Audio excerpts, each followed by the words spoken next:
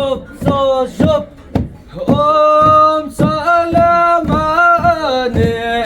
पे में चला ओम सलमाने पे में चला लो सोच शिया मिशी वे सोचे ओम सलमाने पे में चला लो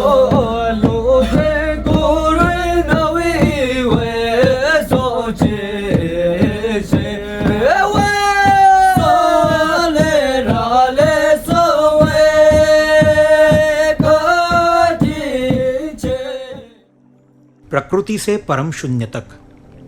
प्रकृति और शरीर के बीच बड़ा गहरा संबंध है। सबसे पहले तो शरीर और प्रकृति के बीच में समानता ये है कि दोनों दिखाई देते हैं, दोनों को छुआ जा सकता है और दोनों को अनुभव किया जा सकता है। दोनों का संबंध पदार्थ यानी कि मैटर से है और दोनों की बनावट में 5 तत्वों यानी कि एलिमेंट्स का सहयोग है। प्रकृति वैश्विक ऊर्जा का दिखाई देने वाला अंतिम सिरा है।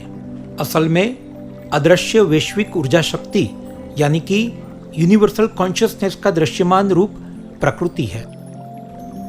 प्रकृति दिखाई देती है, ऊर्जा शक्ति अदृश्य है। शरीर दिखाई देता है लेकिन शरीर चलाने वाली ऊर्जा शक्ति अदृश्य है। प्रकृति को अगर ध्यान पूर्वक समझा जाता है तो ये निष्कर्ष निकलता है कि ये परम शून्य की ओर ले जाने वाला पहला कदम है। भारत में इस ऊर्जा के विज्ञान को समझने वाले लोगों ने परम शक्ति के 1000 नामों में से एक नाम विश्व दिया हुआ है और व्यक्ति का एक नाम पुरुष दिया हुआ है। विश्व मतलब जो कुछ भी आंखों से दिखाई देता है, कानों से सुनाई देता है, शरीर से छुआ जा सकता है, नाक से जिसकी सुगंध ली जा सकती है, जीभ से जिसे चखा जा सकता है और वो सब कुछ जिसका अनुभव किया जा सकता है, वो विश्व है। लेकिन उस विश्व की गतिशीलता और जीवंतता का आधार उस विश्व में छुपी हुई ऊर्जा शक्ति है, जिसकी सिर्फ अनुभूति हो सकती है, क्योंकि ऊर्जा शक्ति इतनी सूक्ष्म, अदृश्य और गहन है कि शरीर और शरीर की सभी इंद्रियों से उसे जान समझ पाना नामुमकिन है। ठीक वैसा ही शरीर के भीतर छुपी हुई शरीर चलाने वाली ऊर्जा शक्ति का भी है। शरीर के भीतर होने के कारण सीमित लेकिन मूल रूप में असीम उस ऊर्जा शक्ति को भी देखा, समझा या छुआ नहीं जा सकता है। इसीलिए इस शरीर को पूर मतलब कि महानगर की उपमा दी गई है और उस पूर को चलाने वाली शक्ति यानी पुरुष। ये विश्व और पुरुष के बीच गहन समानता है। पुरुष सीमित ऊर्जा शक्ति का नाम है तो विश्व असीम ऊर्जा शक्ति का नाम है। दोनों में एक तत्व समान है लेकिन मात्रा यानी कि क्वांटिटी कम और अधिक है। बस एक से शरीर क्रियान्वित होता है और दूसरी से सृष्टि।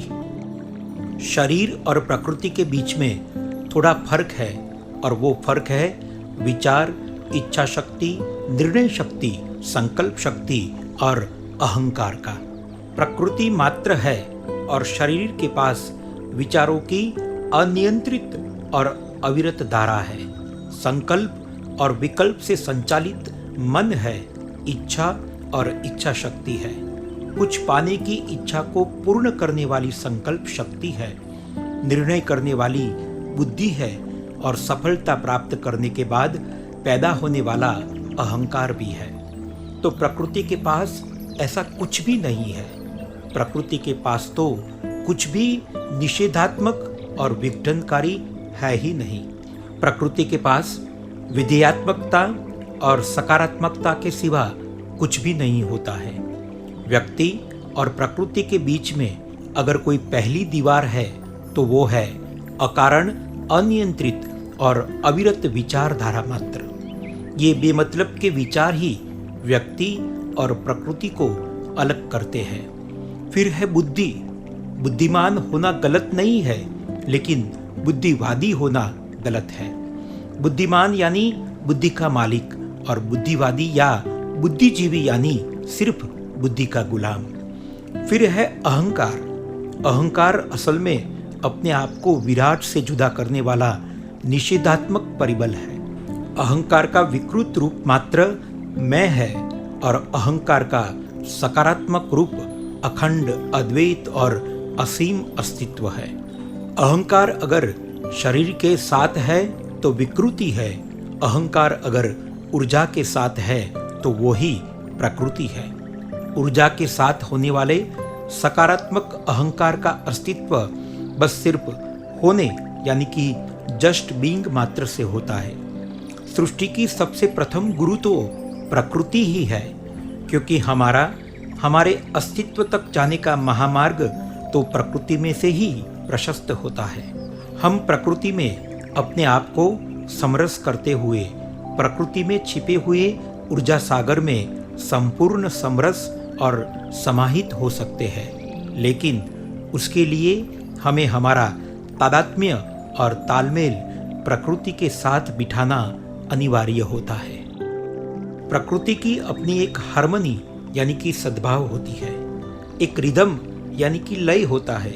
सबसे पहले हमें अपने आप को उस हार्मनी और रिदम के अनुसार होना पड़ता है, फिर धीरे धीरे उसके डायमेंशन यानी कि आयाम बदलते रहते हैं और हम प्रकृति के पीछे रहे उस परम शून्य में कब समाहित और विसर्जित हो जाते हैं उसका ख्याल भी नहीं रहता है।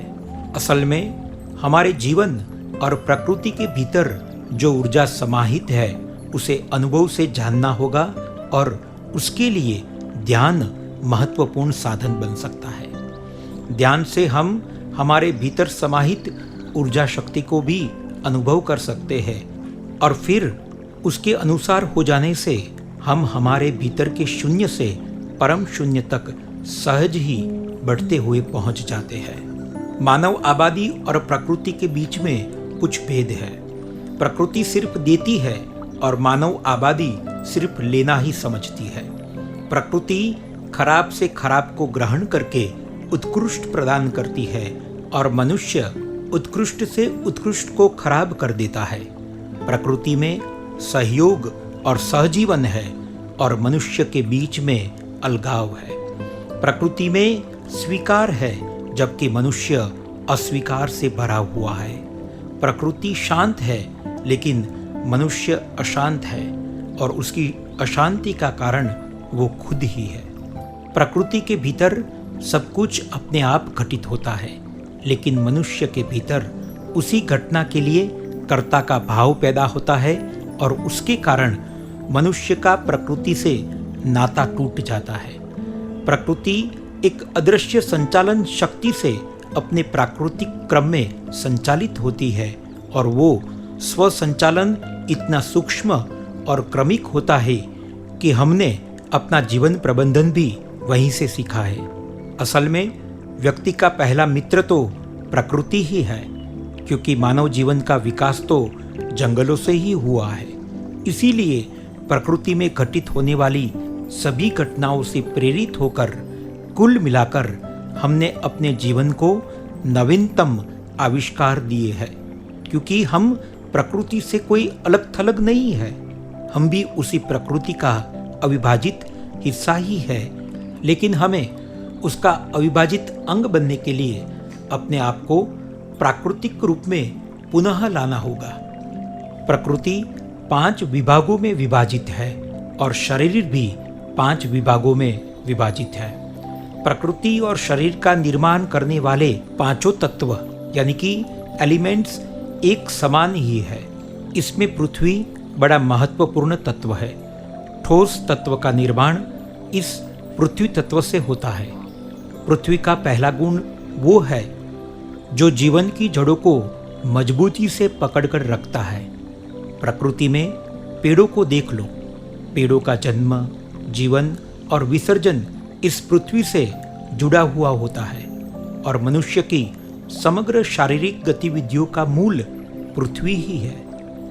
मनुष्य अगर शरीर भाव की प्रबलता और प्रधानता से जीता है तो पृथ्वी और पृथ्वी संबंधित पदार्थों के मोहजाल में जीवन व्यतीत करता है।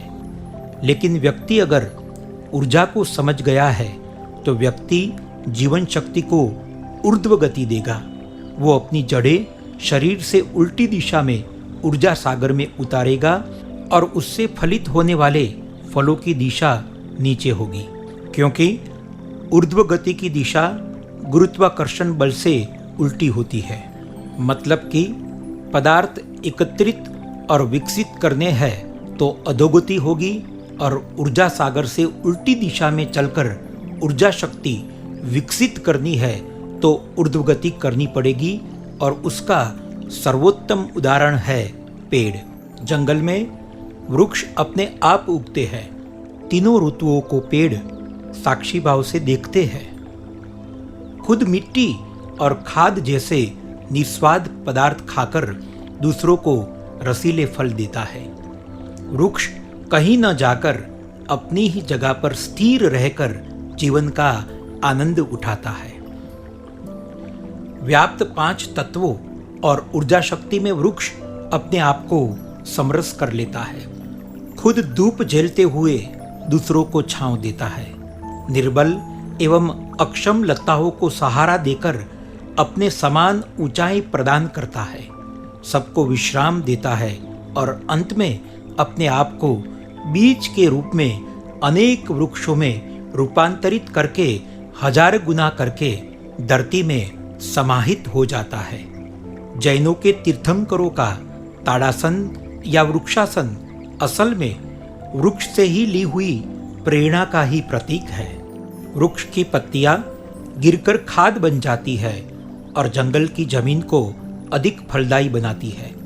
मतलब यहाँ पर हर कोई अपना श्रेष्ठ प्रदान सृष्टि चक्र को क्रियान्वित करने के लिए देता है और सृष्टि चक्र को सुचारू रूप से क्रियान्वित बनाए रखता है। फल किसी का भोजन है तो फूल किसी का श्रृंगार और लकड़ी किसी का घर है तो किसी का ईंधन है। वृक्ष का मूल, तना, बीज, फूल, फल, छाल और पत्ती, वृक्ष से संबंधित वो सब कुछ मनुष्य के लिए औषधि भी बन जाता है। मतलब अपना श्रेष्ठ सब कुछ दूसरों को देते रहना प्रकृति का गुणधर्म है और हमें अभी भी प्रकृति से काफी कुछ सीखना समझना होगा। अन्यथा मनुष्य जीवन मात्र आधुनिकता के पीछे दौड़कर बर्बाद हो सकता है। हमें अब प्रकृति और आधुनिकता के बीच में सकारात्मक तालमेल बिठाना होगा, तब जाकर मानव जाति का सर्वांगीण विकास संभव हो सकता है। अन्यथा एक तरफा विकास तो विनाशकारी होता है। जल का सर्वाधिक संबंध प्रवाहितता और पवित्रता से है। जल का गुण है अवरोध पैदा करने वाले पत्थरों के बीच में से अपना मार्ग प्रशस्त कर लेता है। कूड़े करकट को अपने भीतर समाहित करके भी अपने आप को पवित्र बनाए रखता है। बिंदु से बिंदु को जोड़कर झरना बनता है और झरनों से झरनों को जोड़कर नदी बनता है और नदियों से नदियों को जोड़कर सागर में समाहित हो जाता है और फिर सागर में से भाप बनकर पुनः बिंदु से सिंधु की यात्रा का प्रारंभ करता है।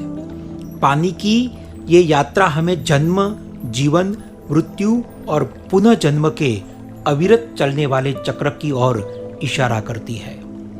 निम्न से निम्न के बीच में रहकर भी अपने आप को उस निम्नता से अलग रखना हमने पानी से सीखा है। पानी बड़ा महत्वपूर्ण तत्व है क्योंकि पानी हमारे पूरे शरीर में व्याप्त होता है और पानी पर सर्वाधिक असर विचारों का पड़ता है। इसीलिए अपने पानी को निर्विचारिता से दूषित होने से बचाया जा सकता है और इसीलिए हम जल स्नान और जलपान करते हैं। जल से हमने बहुत कुछ सीखा है और समझा हुआ है। इसीलिए हमारे जीवन में हमने जल को महत्वपूर्ण स्थान दिया है। हमें सबसे अपने आप को जोड़कर चलना और अपने आप से भीतर से जुड़े रहना हम पानी से सीख सकते हैं। आग अपने आप में डाले गए कूड़े करकट को भी विशुद्ध अग्नि में रूपांतरित कर देती है। आग कूड़ा जलाकर उत्तम खाद का निर्माण करती है और भूमि को अधिक फलदायी बनाती है। आग निकृष्ट को जलाकर उत्कृष्ट प्रकट करती है। आग कच्ची चीजों को पकाने का कार्य करती है। इसी आग से सर्वश्रेष्ठ गुणों से यज्ञ और तप जैसे शब्दों का और क्रियाओं का निर्माण हुआ है। यज्ञ का दूसरा अर्थ है त्यागना, लेकिन क्या त्यागना? कर्म करते हुए कर्म फल को त्यागना यज्ञ है। कार्य से निष्पन्न होने वाले कर्ता के भाव और अहंकार को त्यागना यज्ञ है। अपने दुर्गुणों, दुर्बुद्धि, दुर्व्यवहार, दुर्विचार, दुष्कर्म और दुर्वृत्ति का त्याग ही यज्ञ है। तप आंतरिक यज्ञ है। ध्यान की गहन स्थिति में व्यक्ति के भीतर योगाग्नि का प्रकटीकरण होता है और उसी योगाग्नि में अपने मूल रूप के साक्षात्कार में अवरोधक तत्वों को त्याग देना ही तप है। और ऐसे तप के उपरांत योगी निर्दोष, निर्वैर, निर्गुण, निष्काम, निर्लोभी, निर्भय, निरंकारी और निर्मल हो जाता है। अग्नि के इसी सद्गुणों के कारण कहीं उपासनाओं में अग्नि पूजन सम्मिलित किया गया है और ध्यान के एक अंग को तप कहा गया है, जो अग्नि से प्राप्त हुए ज्ञान का सम्मान मात्र है। वायु के कारण हमारा संपर्क बाहर के वातावरण और विश्व के साथ होता है। वायु को हमने प्राण शक्ति का दर्जा दिया है, जो इस तत्व के महत्व को सूचित करता है। वायु के कारण हमारे जीवन में लवचिकता और स्थिरता का निर्माण होता है। हमें स्पर्श का अनुभव भी वायु के कारण ही होता है। प्राणवायु अति विचारों से दूषित होकर हमारे भीतर भय का निर्माण कर सकते हैं। प्राणवायु को अविरत देखते रहने से वायु का आवागमन स्थिर हो जाता है और व्यक्ति के भीतर स्थिरीकरण का निर्माण होता है। जितनी अधिक सांस लेने की प्रक्रिया होती है, उतना ही अधिक व्यक्ति चंचल और विचारों से ग्रस्त होता है। इसीलिए वायु और विचारों की मिलावट से विचार वायु जैसे वैचारिक रोग का जन्म हो सकता है। वायु को अगर ध्यान पूर्वक देखा जाता है तो वायु स्थिर हो जाता है और स्थिर वायु के कारण व्यक्ति निर्विचार हो जाता है और निर्विचार व्यक्ति का सहज ही ध्यान में प्रवेश हो जाता है।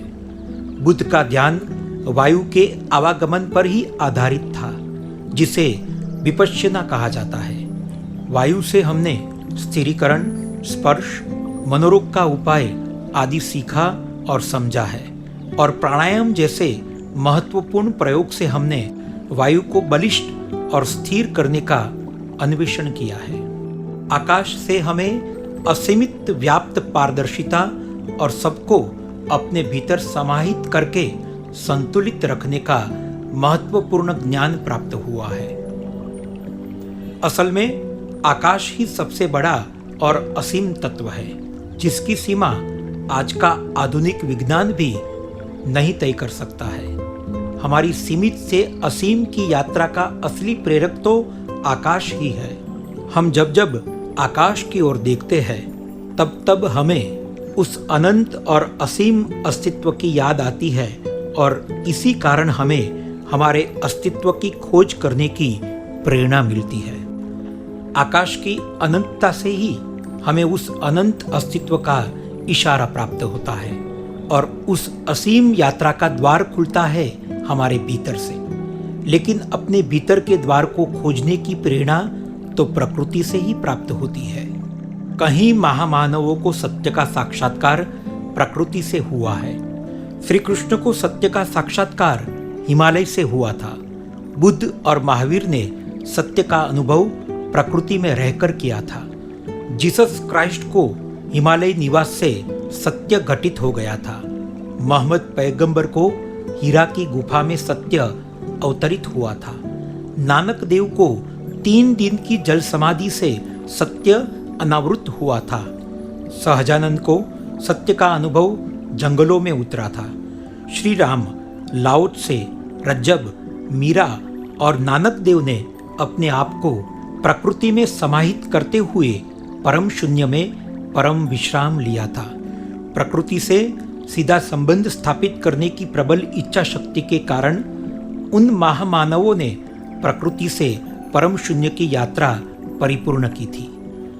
लेकिन बाकी के लोग लता यानी कि बैल की तरह उनके साथ जुड़कर भी उस अनिर्देश की यात्रा परिपूर्ण कर सकते हैं, क्योंकि सब स्वयं रास्ता खोज नहीं सकते हैं, लेकिन किसी के द्वारा खोजे गए उस महामार्ग पर चलकर अपनी अनंत यात्रा को परम विश्राम जरूर दे सकते हैं। प्रकृति की जीवंतता का कारण तो परम शून्य ही है और शरीर की जीवंतता का कारण भी परम शून्य ही।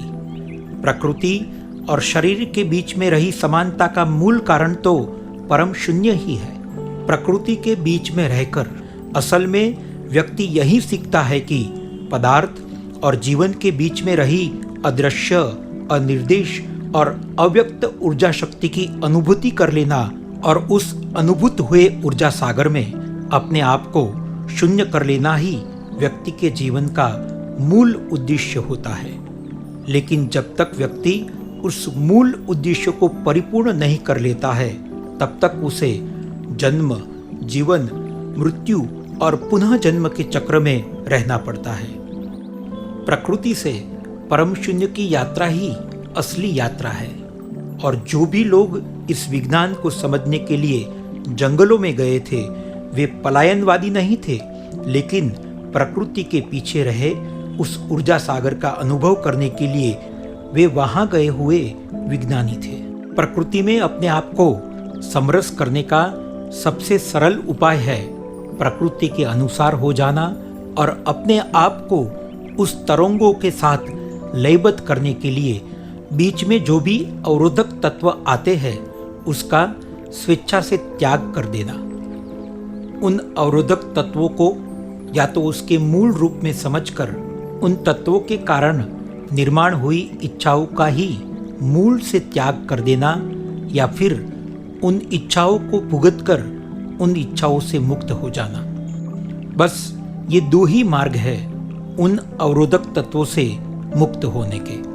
जैसे ही हम अपने आप को उन अवरोधक तत्वों से रिक्त करेंगे, हम अपने आप को खाली अनुभव करेंगे और जैसे ही हम खाली होंगे, वैश्विक ऊर्जा सागर में उस परम शून्य में संपूर्ण समाहित पाएंगे।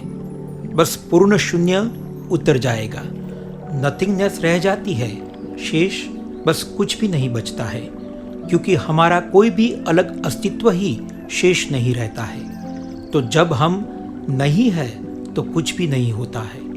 इसे आप निरीश्वरवादी विचार भी कह सकते हैं और इसे आप अस्तित्व के साथ स्थापित हुई समरसता भी कह सकते हैं। लेकिन उस समरसता को उपलब्ध होने के लिए संकल्प और समर्पण के 2 पांव का सदुपयोग करना पड़ता है। अपने आप को जैसे ही प्रबल संकल्प शक्ति और भावयुक्त साधना से खाली करेंगे कि अचानक समर्पण घटित हो जाता है और फिर न शेष दृष्टा बचता है न दृश्य। प्रकृति की भी कुछ मर्यादा है और प्रकृति की पहली मर्यादा है मौन। हाँ, प्रकृति कुछ बोल नहीं सकती है और हमें मौन को समझने का अनुभव नहीं है। प्रकृति के पास असीम ऊर्जा है, लेकिन उनके पास उस ऊर्जा को प्रवाहित करने की संकल्प शक्ति या इच्छा शक्ति नहीं है। तो प्रकृति में उतरने वाले के पास प्रबल इच्छा शक्ति और संकल्प शक्ति के साथ साथ प्रकृति में समरसता स्थापित करने के लिए प्रबल और अपूर्व संकल्प शक्ति के पीछे रहे समर्पण का होना अनिवार्य होता है। प्रकृति स्थिर है, इसीलिए प्रकृति के पास इच्छा भी नहीं है।